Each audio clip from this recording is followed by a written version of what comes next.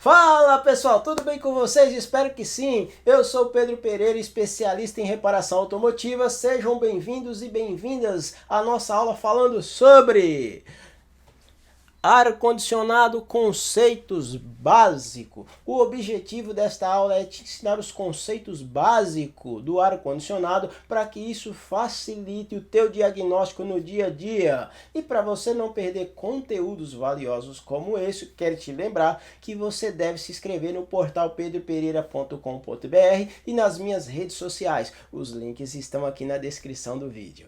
Bem, o ar-condicionado ele está presente na nossa vida em vários os segmentos, inclusive no automóvel, porque quando você está com um automóvel em algum lugar que você entra, que está aquele calor, a primeira coisa que você faz é procurar ou abrir os vidros ou procurar uma ventilação ou o ar-condicionado para manter a temperatura ou o conforto interno do veículo. Pois bem, e a partir do momento que você adquirir os conhecimentos de ar-condicionado, você vai facilitar o teu diagnóstico, vai ter uma maior agilidade, você vai saber separar o que é um problema de ar-condicionado, se é um problema de carga de gás, ou se é um problema de elétrica ou de eletrônica, e também você vai estar apto a mexer com qualquer sistema de ar-condicionado, carros de passeio, van, caminhões, ônibus, que mais? Máquinas agrícolas e até mesmo ar-condicionado residencial. Bom, até aqui ficou claro, então vamos à nossa aula. Bem, o ar-condicionado está presente nas nossas vidas em todos os segmentos, né? Desde a nossa casa, o nosso trabalho, inclusive no automóvel, porque se você deixar o carro parado em determinado lugar que está muito quente, a primeira coisa que você faz quando entra dentro do carro é tentar buscar o conforto interno do veículo, e você procura o quê? Ativar o ar-condicionado. A partir do momento que você adquirir os conhecimentos de ar-condicionado, isso vai agilizar o teu diagnóstico, você vai saber separar o que é um problema de carga de gás, o que é um problema elétrico, ou o que é um problema eletrônico, ou se realmente o veículo não tem nenhum problema. E também você vai estar apto a mexer com ar-condicionado de carro de passeio, van, ônibus, caminhões, máquinas agrícolas e também ar-condicionado residencial. Até aqui tudo bem? Bem, mas você sabe como que funciona o ar-condicionado? Bom, o princípio de funcionamento do ar-condicionado se dá pela troca de calor devido à expansão de um fluido dentro do evaporador. Mas, peraí, você quer ser um técnico e reparador automotivo, não é verdade? Então vem comigo que eu vou te explicar de uma forma simples e objetiva. Bem, quando a gente se encontra dentro de um veículo que está muito quente, a primeira coisa que você quer é controlar a temperatura ou refrescar o ambiente, digamos assim, e aí você nem imagina o que acontece por trás desses comandos para que te ofereça o conforto que você precisa ou que você deseja.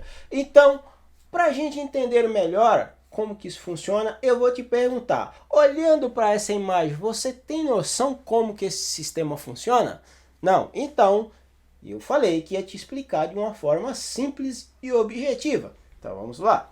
Agora, para que você entenda isso de uma forma bem simples, basta que você tenha em mãos um vasilhame de produto como esse. Eu tenho aqui na minha mão um limpa-contato. Então, se eu pegar o limpa-contato e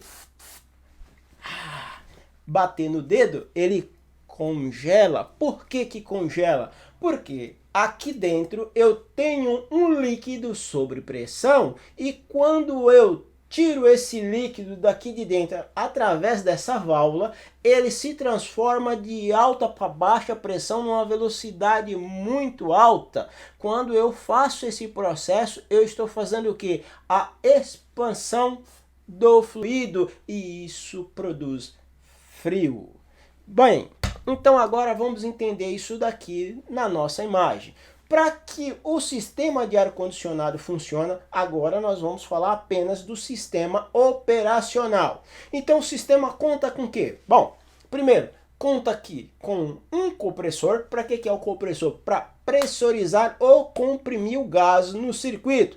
Depois a gente tem a tubulação, que está em vermelho, porque caracteriza temperatura alta. Quando você comprime o gás, você eleva a temperatura.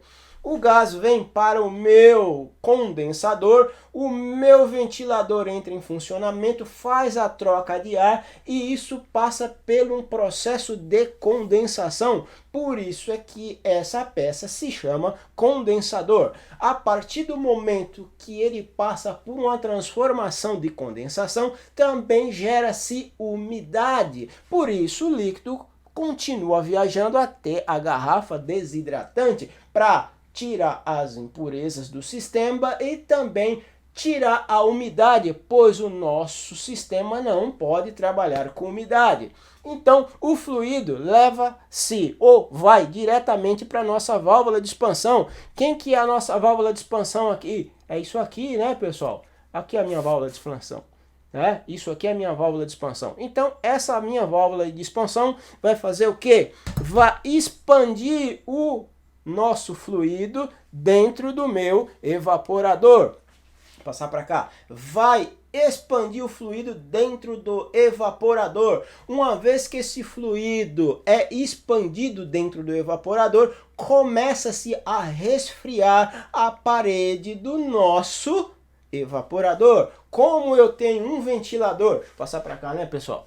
Ficar aqui, sair da frente da câmera, deixar só minha mão aqui. Como eu tenho esse ventilador aqui, ó, esse ventilador está fazendo o quê? Está puxando o ar externo, passando por dentro do evaporador e jogando para dentro do veículo. Então, a partir desse momento, eu começo a puxar ar frio ou ar gelado para dentro do nosso carro. Então, reforçando, nada mais é do que a expansão de um fluido. Muito bem.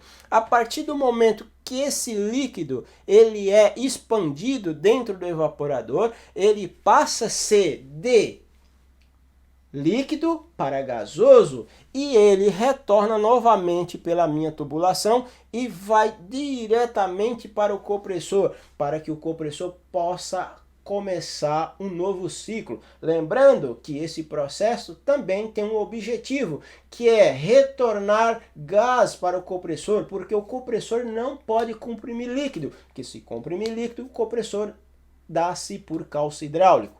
Legal? Então tá aí a explicação de como que isso funciona. Esse compressor, na verdade, nada mais é do que esse cara aqui que é trocado pela correia do motor. Eu tô saindo da frente para ficar mais fácil para vocês verem, tá, pessoal? Tudo bem? E aí vem um outro detalhe. Para que esse sistema funcione, já que eu já tenho todos os meus mecanismos, eu preciso do nosso gás, né? Que é o meu líquido que está aqui. E quem que vai pressurizar o líquido aqui dentro? É o compressor. Existe dois tipos ou vários tipos de fluido, né? Eu tenho aqui o meu R134, que é o mais utilizado, e tem um outro líquido aqui que é 1234Y, que geralmente é o fluido utilizado mais para veículos híbridos e elétricos. Tudo bem? Então agora nós vamos ver mais para frente como que isso daqui funciona. Desse jeito aqui que eu acabei de explicar, é o princípio básico de funcionamento do meu ar-condicionado. Então, o que que acontece? O fluido, na verdade o gás, né, quando ele é comprimido, ele tem que vir para o condensador, passar por um processo de condensação, transformar em líquido, vai para a garrafa tira a umidade e as impurezas, vai para a válvula de expansão, a válvula de expansão faz a expansão do fluido dentro do meu evaporador, produz frio, retorna como gás de volta para o compressor e o compressor faz o teu círculo novamente. Tudo bem até aqui? Muito bem. Existem vários tipos de compressores, pessoal. Vários tipos de compressores. Aqui eu escolhi os mais utilizados, mas existem vários tipos de compressor. Pois bem, no começo os compressores eram cilindrada fixa, então quanto mais você acelerava, mais carga roubava do motor, mais combustível, muito consumo. Então ninguém queria carro com ar-condicionado porque tinha fama que consumia muito.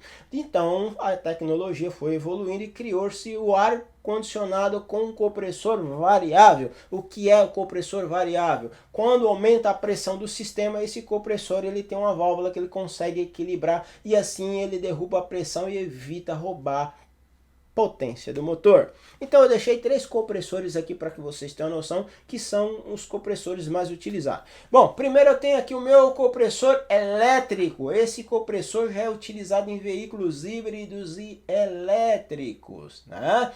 E depois eu tenho um outro compressor aqui que ele é o quê? Ele é por palheta. Do outro lado aqui, né, pessoal? Ó, eu tenho aqui as palhetas como que ele é por dentro, né? E aqui, ó, pessoal, eu tenho um compressor que é por pistão, né? Internamente ele tem pistão, que é para poder comprimir o gás dentro do circuito. Lembrando que existe vários tipos de compressores, né? E eu tenho aqui uma demonstração do meu compressor rotativo.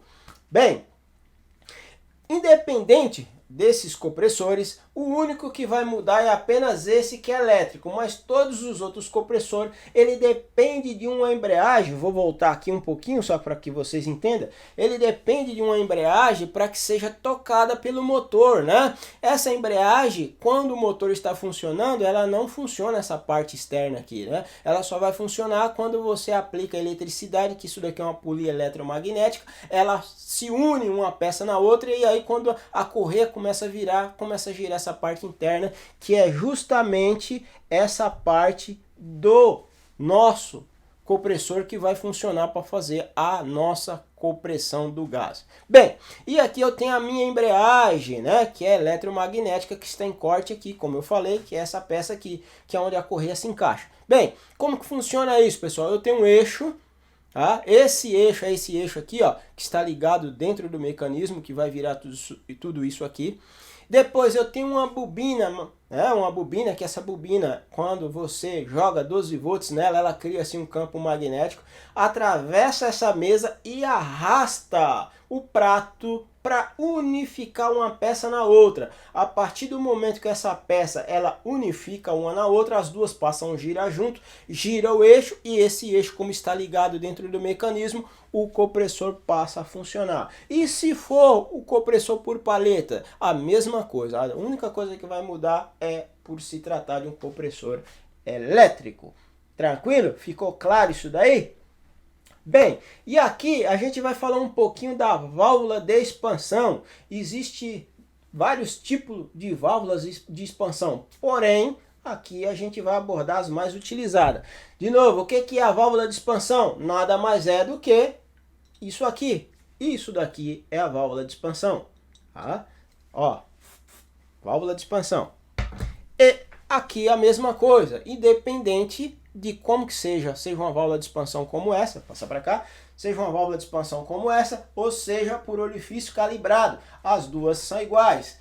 Funcionam, desculpa, as duas, o funcionamento é idêntico. E aqui as minhas válvulas de expansão, né? Que é normal. Aqui, pessoal, como é que funciona aqui, ó? Eu tenho líquido que está vindo sob pressão do compressor, né? Tá vindo sob pressão, o compressor está empurrando, já passou pela garrafa, já tirou a umidade, as impurezas está vindo. Agora, eu preciso expandir esse líquido dentro do evaporador. Então, eu preciso do quê? De uma válvula para poder fazer a transformação do líquido para gasoso. Então, eu tenho uma agulha que sobe aqui, né? Na parte superior da válvula, que é isso daqui, ó. É um termostato. E esse termostato, ele faz o controle da agulha. Ele abaixa a agulha, eu levanto a agulha. Como? A partir do momento que o meu fluido vai dentro do evaporador e retorna, quanto mais gelado ou menos gelado que voltar o meu gás, ele vai fazer o controle da temperatura da agulha através do meu termostato que está na parte superior. Então, se a temperatura aqui é muito alta ou muito baixa, o meu termostato vai permitir o levantamento da agulha ou baixar a agulha para que possa fazer o controle, né, da expansão do fluido. Então, tem que tomar muito cuidado que tem muita gente que costuma dar pancada aqui em cima, aqui, ó, pessoal. Às vezes dá pancada para tentar ver se funciona, né? Tem que tomar muito cuidado com isso. E aqui em cima, essa válvula, como que funciona? Essa válvula se dá por orifício calibrado, né? Orifício calibrado que se chama essa válvula. Lembrando, pessoal, que ela essas válvulas, elas têm calibração, né? Tem os microfuros aqui, ó, tem calibração, geralmente muda pela cor. Então, dependendo do tipo de carro, muda as cores. Por quê? Porque os furos, né? Os furos que tem aqui são calibrados. Senão, não vai funcionar. Dependendo do carro, você vai tirar, vai colocar em outro para fazer teste, aí não vai dar certo, não vai ficar legal, porque tem uma calibração dedicada aí para cada tipo de carro. Lembrando de uma outra coisa, pessoal, eu vou só voltar um pouquinho aqui para mostrar para vocês, que é o seguinte: geralmente aquela válvula que eu falei para vocês, que é o orifício calibrado, o que acontece? Algumas montadoras têm, por exemplo, aqui, ó, o tubo tem junções, né? Você vem, solta as porcas, abre a tubulação, tira a válvula, coloca uma nova e fecha. Tem montadoras que não. Aquela válvula, ela tá clipada dentro da tubulação. Se deu problema, você tem que substituir o tubo completo. Tranquilo? Então agora vamos voltar lá para nossa apresentação lá para que fique claro. Bem, então tá aqui. Válvula de expansão não tem segredo, né, pessoal? Viu aqui que é simples o funcionamento, né? São essas peças aqui. Aconselho que se tiver problema, você tem que substituir. Lembrando, né, que lá atrás eu falei, pessoal, do que? Eu falei disso daqui, né, que existe a possibilidade de vários tipos de gás, né? Mas também existe o nosso óleo lubrificante. Esse cara, por ele ser uma peça mecânica, né, e ele tá a alta velocidade, alta temperatura, eu preciso do quê? Eu preciso de um óleo lubrificante para diminuir o atrito do funcionamento desse cara aqui, ó. Então, eu vou passar mais adiante aqui só para a gente dar uma olhada. Então, esse cara aqui, ó, essas peças tem que trabalhar lubrificadas, né? Preciso da lubrificação e preciso saber qual é o óleo correto para lubrificar, para colocar no compressor. Por quê? Porque cada fabricante determina um tipo de lubrificante, né? Cada fabricante determina qual óleo você vai usar aí nos compressores. E o mais interessante é que o óleo também ele serve para lubrificar a nossa válvula de expansão. E uma outra coisa importante é o nosso filtro secador. Por quê? Porque o filtro secador lá, né, a garrafa desidratante, ela também faz o quê? Ela tira a umidade e recolhe as impurezas. Dependendo do tipo que está a garrafa, acontece muito de vir muita impureza para essa válvula aqui, ela emperrar e trava e não funciona. Aí você vai lá, troca a válvula, volta a funcionar por um tempo, depois já deu problema de novo. Por quê? Porque às vezes você já está com o sistema contaminado por impurezas, ou talvez o filtro secador lá, a nossa garrafa desidratante já não está mais fazendo o seu trabalho. Até aqui tudo bem? Ficou claro? Bem, espero que tenha ficado claro para vocês aí o funcionamento das nossas válvulas de expansão, né? Que eu fiz aí um comparativo aí com o nosso recipiente aí de limpa contato, né? Bem, e agora, pessoal, só para entender, vamos falar um pouquinho da parte de comando. Aqui, pessoal, eu estou usando como exemplo o sistema clássico, né? Um ar-condicionado básico para que a gente entenda como que isso funciona. Bom, eu já falei que o sistema operacional ele funciona pelo evaporador, as tubulações, a garrafa desidratante ou o nosso filtro secador, como é chamado. Eu tenho o nosso, como é que eu falei agora há pouco, que é o nosso condensador. Eu tenho um eletroventilador, né, que faz a ventilação, puxa a ventilação externa para dentro para poder fazer a troca de calor. Depois eu tenho aqui os relés, né, que faz os comandos do eletroventilador e também faz o comando da embreagem. Eu tenho aqui a resistência, né, que faz as velocidades, primeira, segunda, terceira, quarta velocidade. Eu tenho o ventilador interno, que é aquele que joga o ar para o nosso corpo, né, para dentro do carro. Eu tenho aqui a nossa BCM, eu tenho aqui o módulo de injeção, sensor de temperatura do líquido de arrefecimento ou do motor, e aqui, pessoal, eu tenho o meu sensor de temperatura externa. Agora, para entender melhor como isso funciona, eu vou colocar uma apresentaçãozinha para que você entenda melhor aí como que isso funciona. Tudo bem? Bem, pessoal, agora eu saí da frente da câmera para mostrar para vocês como que esse sistema aqui funciona. Bem, então o que nós vamos precisar para que o sistema de ar-condicionado clássico funcione? A gente vai precisar do quê? Bom, tem um circuito aqui que é os nossos componentes que eu chamo de operacional, né? Eu falo que é operacional, que é o nosso condensador, as nossas tubulações, válvula de expansão, garrafa, sensor de pressão do ar-condicionado, eletroventilador, condensador, embreagem do compressor, ventilador interno, bloco de resistência, o meu quadro de comando. Eu tenho 2 relés no circuito, sensor de temperatura do líquido de arrefecimento, um módulo de injeção e o nosso sensor de temperatura externa e o sensor de temperatura do evaporador. Muito bem, então vamos lá, como é que isso aí funciona? Quando eu dou o pedido, né, quando eu faço o pedido de ar-condicionado, o botãozinho aqui ele acende, não é isso? Ele vai ficar aceso, ele vai aparecer para a gente. E automaticamente a primeira coisa que ele faz é o que? É ativar o ventilador. Passa pelo bloco de resistência para controlar a velocidade que eu quero, né? Porque eu tenho aqui, ó, 4 velocidades, né? 1, 2, 3, 4. Ele vai colocar a velocidade. Quem faz essa velocidade é esse cara aqui.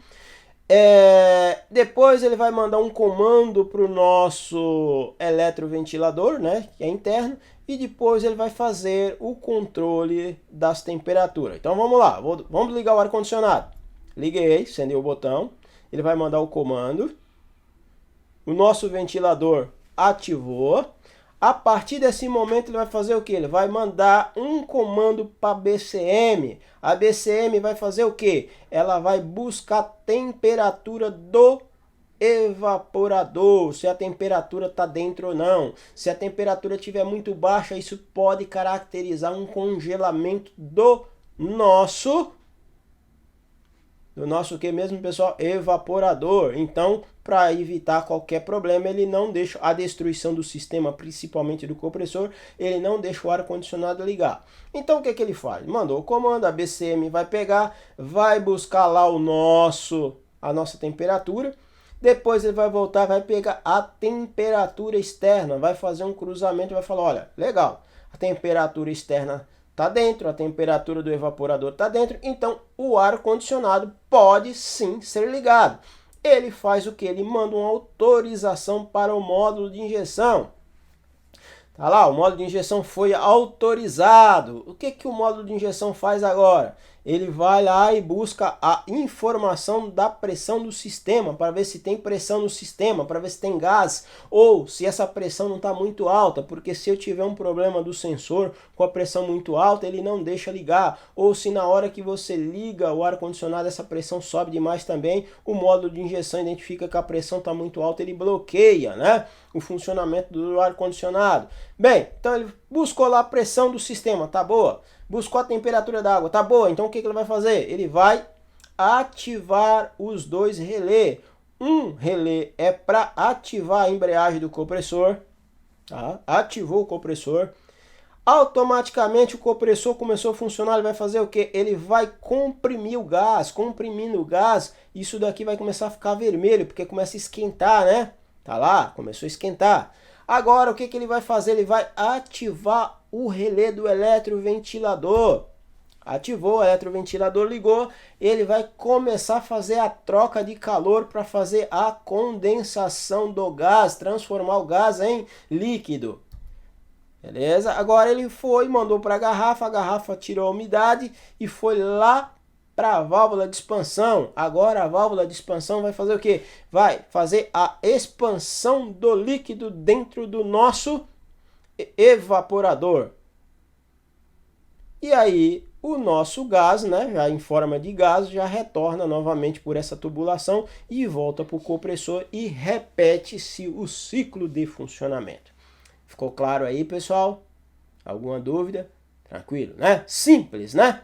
Bem, agora que você já sabe como tudo isso daqui funciona, só ficou faltando você saber quais são os recursos necessários para que você faça um bom diagnóstico. Item ou acessórios que é necessário para que você agilize o teu trabalho. É o que você vai ficar sabendo no vídeo a seguir.